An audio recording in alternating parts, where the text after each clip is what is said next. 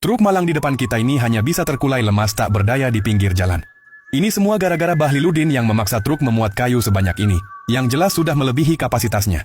Dan seperti yang bisa ditebak, gandar belakang tidak kuat menahan beban dan langsung patah. Ini adalah konsekuensi paling nyata dari kelebihan muatan.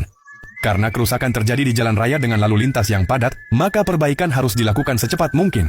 Sang sopir pun segera mencari gandar bekas melalui grup jual beli di Facebook dan beruntung ia berhasil menemukan gandar yang sesuai dengan tipe truknya. Gandar belakang yang patah pun akhirnya bisa langsung diganti. Demi mengejar waktu, pemilik memilih metode perbaikan yang sedikit lebih mahal. Jika tidak dikejar waktu, biasanya ia akan memilih untuk memperbaiki gandar rusak ini di bengkel paman berkacamata.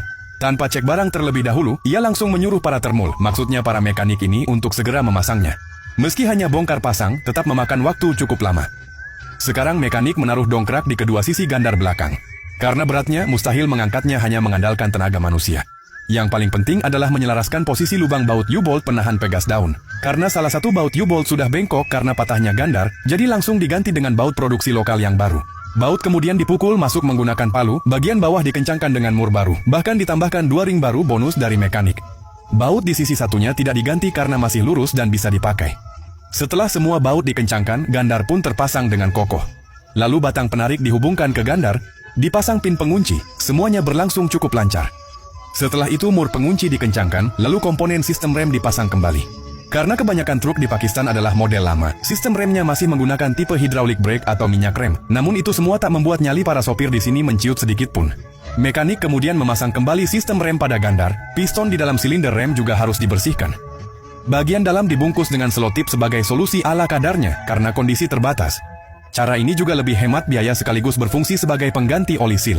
Apakah cara ini aman atau malah beresiko? Sebenarnya saya kurang paham. Mungkin di sini ada mekanik mobil yang lebih paham, nanti bisa bantu jelaskan di kolom komentar ya. Lalu ring karet baru dipasang agar menekan dinding silinder rem lebih rapat. Umur pakai jadi lebih lama, dan risiko bocor berkurang. Setelah itu penutup karet juga diganti dengan yang baru agar debu tidak mudah masuk. Kemudian sepatu rem dikaitkan dengan pegas dan dengan sedikit kerjasama, kampas rem pun bisa terpasang. Setelah itu rumah rem dipasang dan mur besar dikencangkan dengan alat buatan sendiri. Bearing diolesi gemuk hingga penuh, lalu baut penutup debu dikencangkan. Karena ini bukan roda penggerak, jadi tidak ada poros setengahnya. Ban kemudian dipasang kembali. Untung bannya tidak meledak, karena kalau itu terjadi, bisa-bisa perbaikannya sampai tengah malam. Di Pakistan, bengkel yang punya alat pneumatik sangat sedikit, jadi baut biasanya dikencangkan manual dengan batang besi yang panjang. Dengan begitu, gandar belakang yang patah karena kelebihan muatan ini akhirnya selesai diperbaiki.